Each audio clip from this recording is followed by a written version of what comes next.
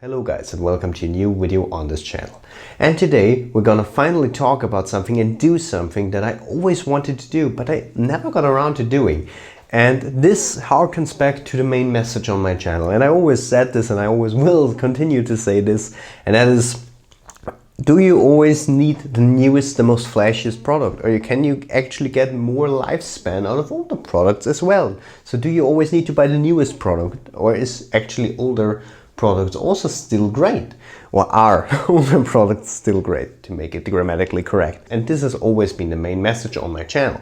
And now we're gonna actually prove this even more, because today we're gonna do something very special. We're gonna take this here, you can't see it probably, but here to my left, you'll see it in a minute, is a MacBook. Not any MacBook, the first aluminium MacBook that there ever was, the unibody aluminium MacBook, the late 2008 aluminum unibody MacBook that Apple introduced. And what we're gonna do with this now over 12-year-old laptop, well, we're gonna not only install one macOS, we're gonna install macOS Catalina, the newest version. Don't believe me that this works? Well, buckle up, get your drinks, get your popcorn, if you wanna eat popcorn while watching the video, and get along for the ride.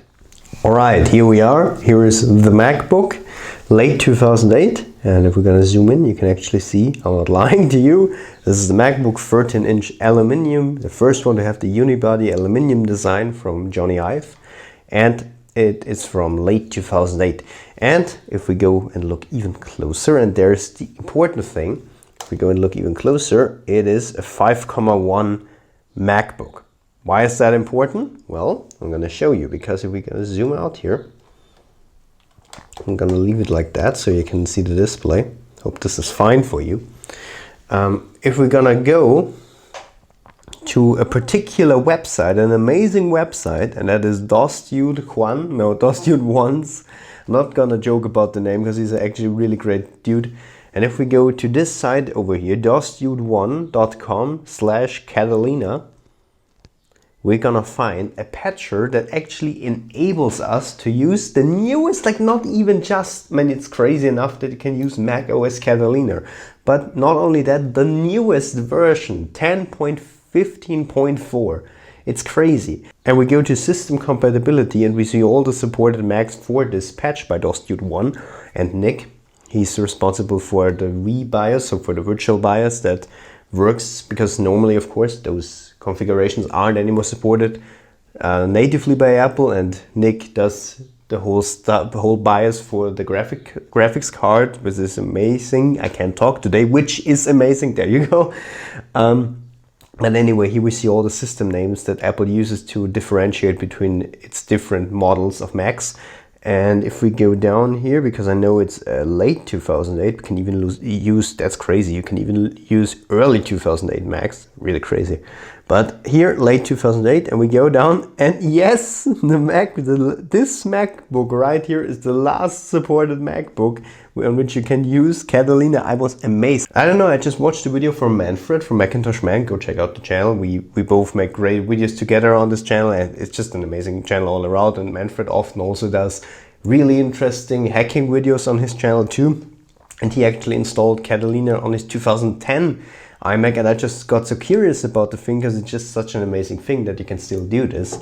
And I just thought, I mean, is it possible on the MacBook? Because this MacBook now belongs to my father. And my first reaction was like, no, it's 12 years old. How should this even work? And like, if we go back to the system settings, according to DosDude1, it should work. And I'm really amazed if it actually does. So if we look here again, it's a MacBook 5.1 right here, MacBook 5.1. And under the system compatibility, it says MacBook 5.1. So we'll try it and we'll go along for the ride. And I'm really interested to see not only if it will work without a hitch? Will there be any problem? For example, Manfred had some various problems with his iMac, sadly, like the Wi-Fi didn't work, the display sometimes didn't turn on, and he had to do a PRAM reset, which for here and there, which is kind of annoying. And I'm just interested, will it work And if it boots up, how will it work without a hitch? I mean, that would be amazing. And we'll find out. And how will it perform? That's also really interesting. Will it perform still great on the newest macOS Catalina? So what we're going to do is we're just going to download the latest version from what? What is that? No, open the website. Yeah, okay. So if you get this too, don't worry. Open it up. It's not a hack. Don't worry, you're not downloading any virus. Okay, so here's the patcher, and we'll let that download. It takes 2 minutes, that isn't that bad, and then we're back. So here we are. The macOS Catalina patcher has been downloaded, and you'll go along with me as I take my first steps into this patcher. I never tried it myself, so I'm just interested to see how well will it work. There we are. Okay, so this is the typical problem.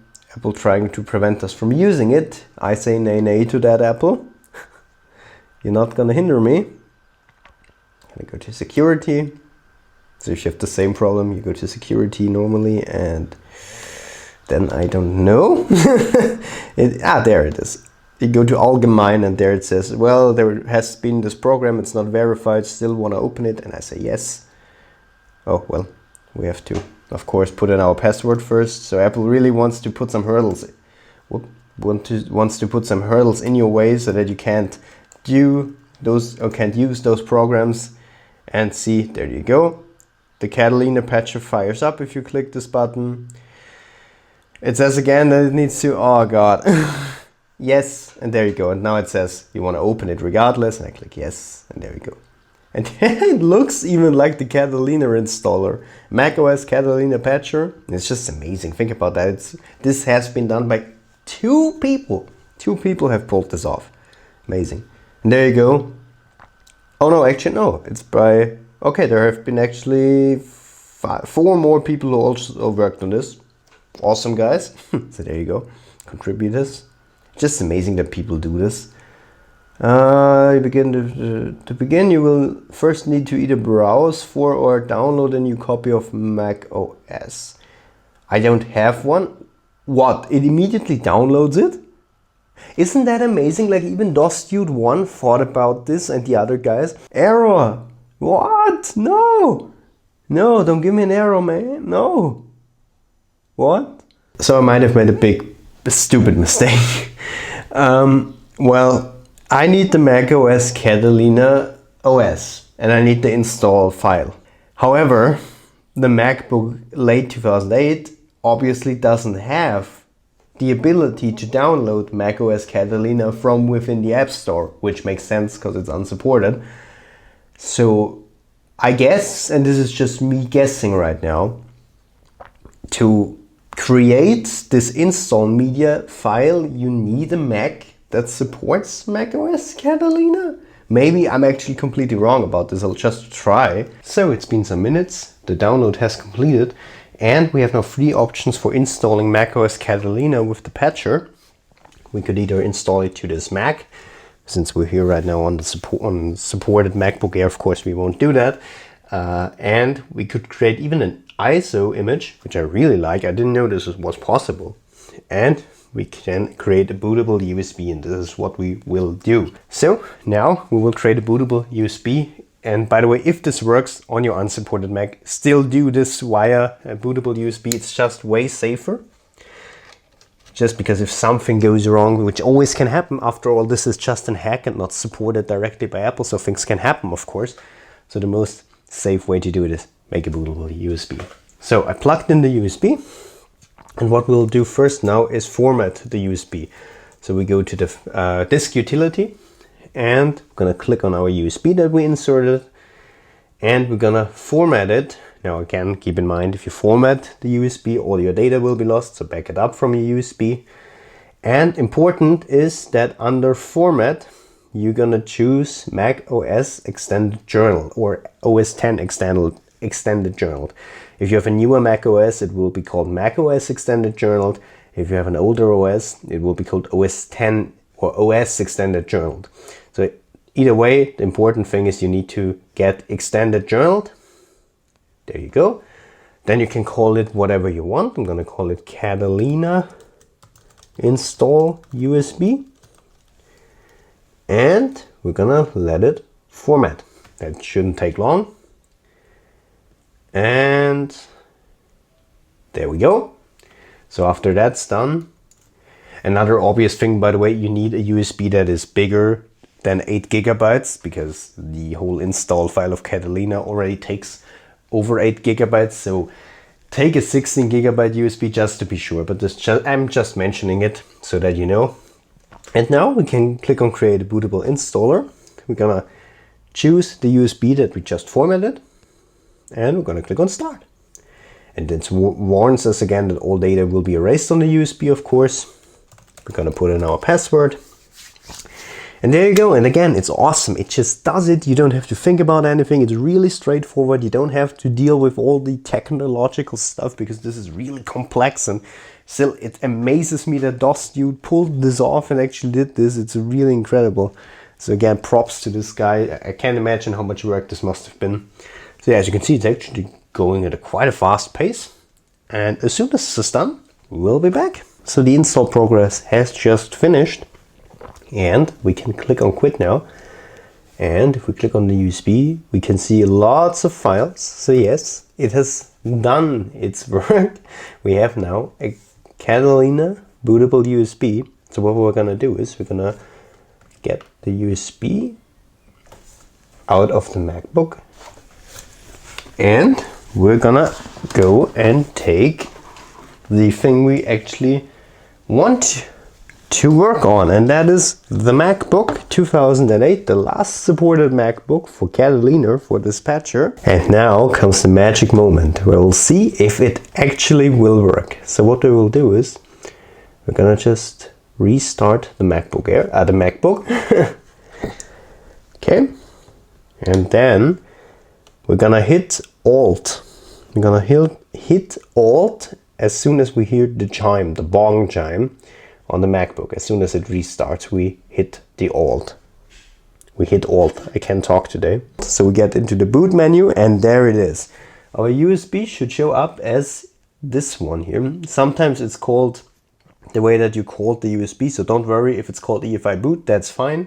But you'll see the macOS Catalina logo, so that's fine. We click on that and we boot from that. And normally now a really magic moment should happen. We should actually witness the macOS Catalina installer opening on a MacBook Late 2008, something that I would never thought is possible.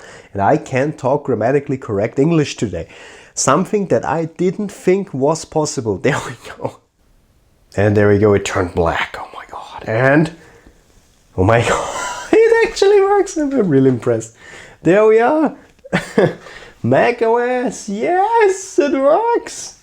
All right, so now we don't get too excited. We have to go into the Dienstprogramme, the utilities. There we go. That's the English word over there, and we're gonna open. Oh, I'm stupid. No, you go to disk utility, of course. There you are. So I have to preface this now. If your unsupported Mac still supported High Sierra out of the box, then you don't have to do the step.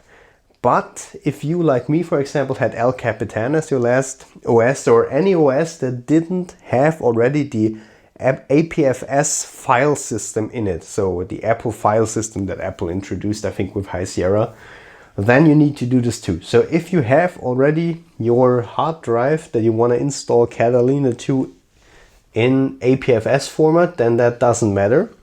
But if you don't, like me, then you're gonna click on your hard drive in disk utility, and there it is. Mine is in macOS Extended Journal, and we have to actually convert it. Now you have two options. You can format the hard drive. Of course, you lose all of your data that you have right now on your MacBook.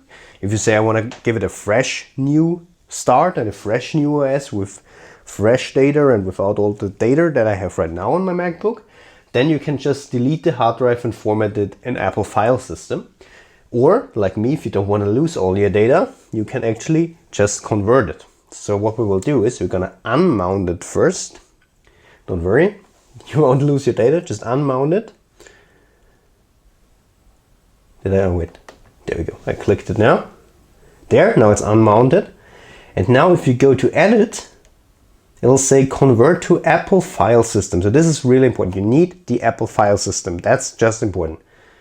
And then you click on convert. Yes, convert. Just shouldn't take that long. It's awesome that this even works. I didn't even know this possible. And there we go. That didn't take too long. I mean, depending probably on how much data you have on your Mac, probably take a bit longer or less long. Okay, so now if we click on our hard drive, there, this is what you need to see when you click on this utility. APFS volume, APFS. So this is the format you need. So now that we are in the Apple file system, we can go back. We're gonna close this utility, and now we're gonna just, really, it's that straightforward. I can't believe it myself. You're gonna go on macOS, reinstall. Gonna click on continue.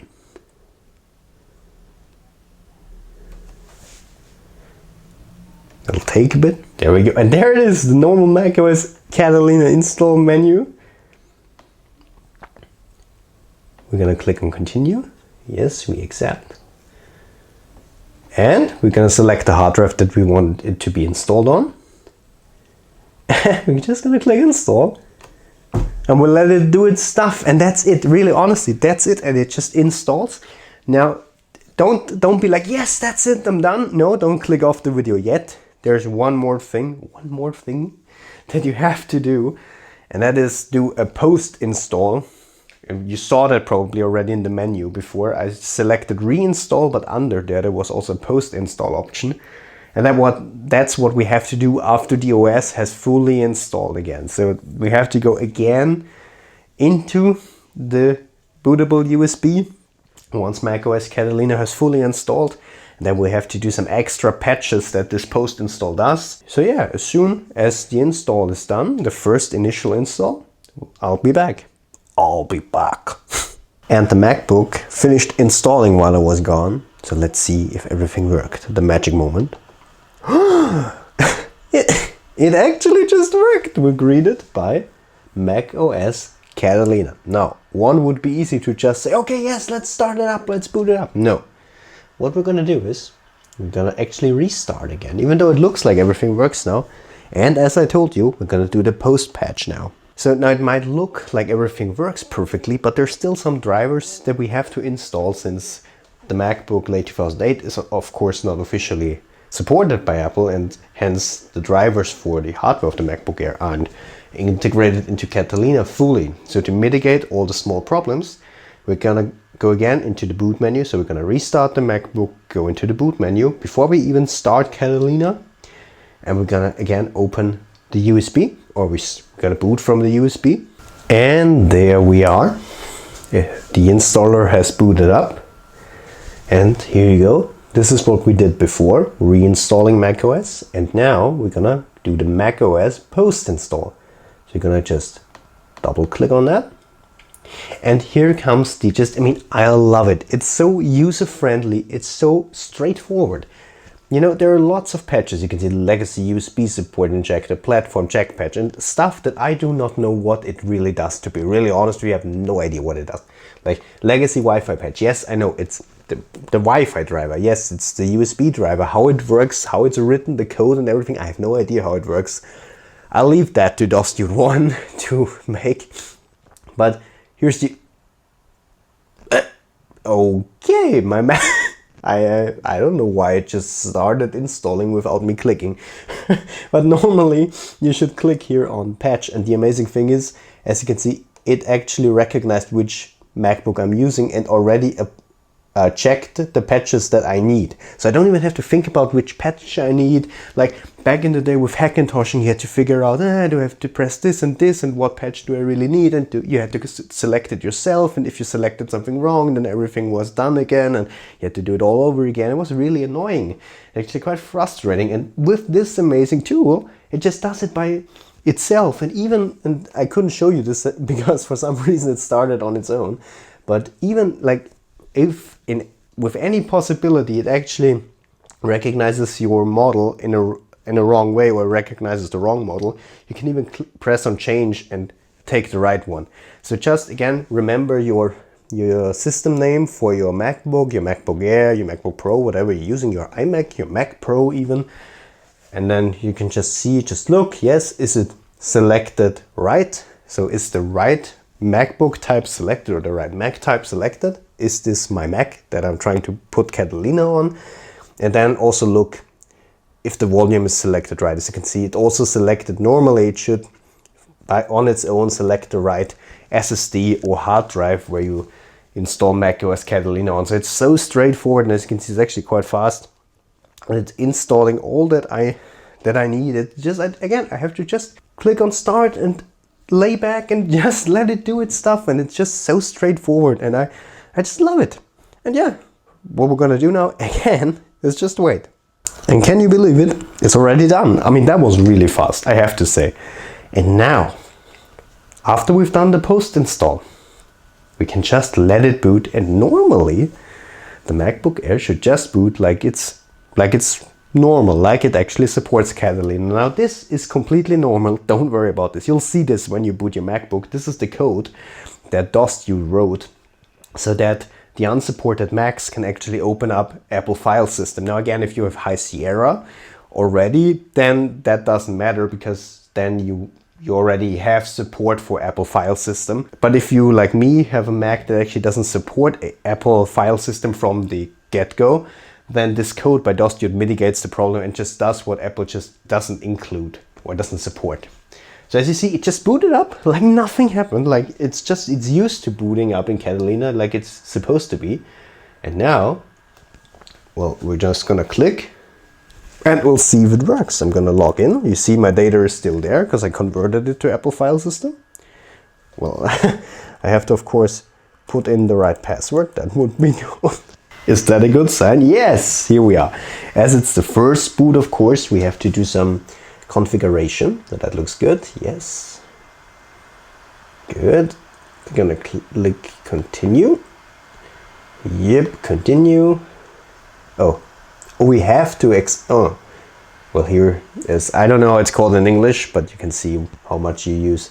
Is that like screen time? What? It's called screen time in English. So that's a feature. Wait, no. I shit you not, if Siri, Siri has already been since when is Siri included into the Mac? I'm actually not sure. No, please don't do that.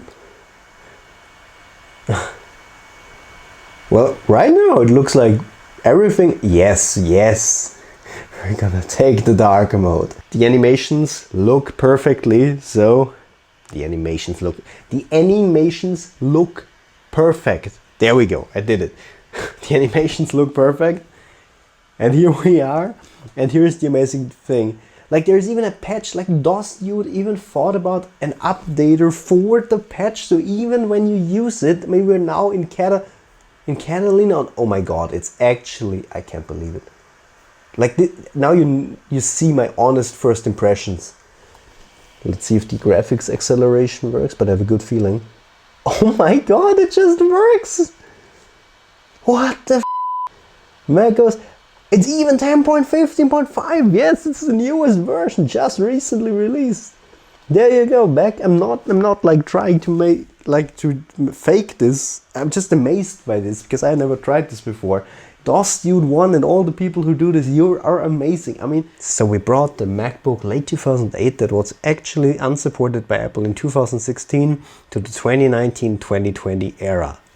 So guys, this has been this video.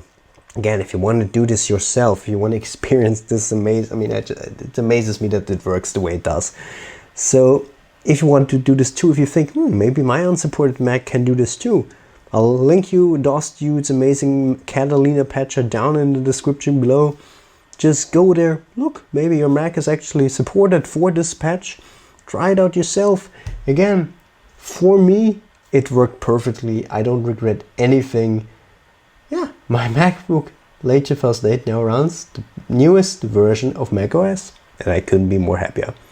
That was the video, guys, and it shows again that yes, only because a machine is older, in this case even almost 12 years old, doesn't mean that you have to throw it away or that you can't use it anymore.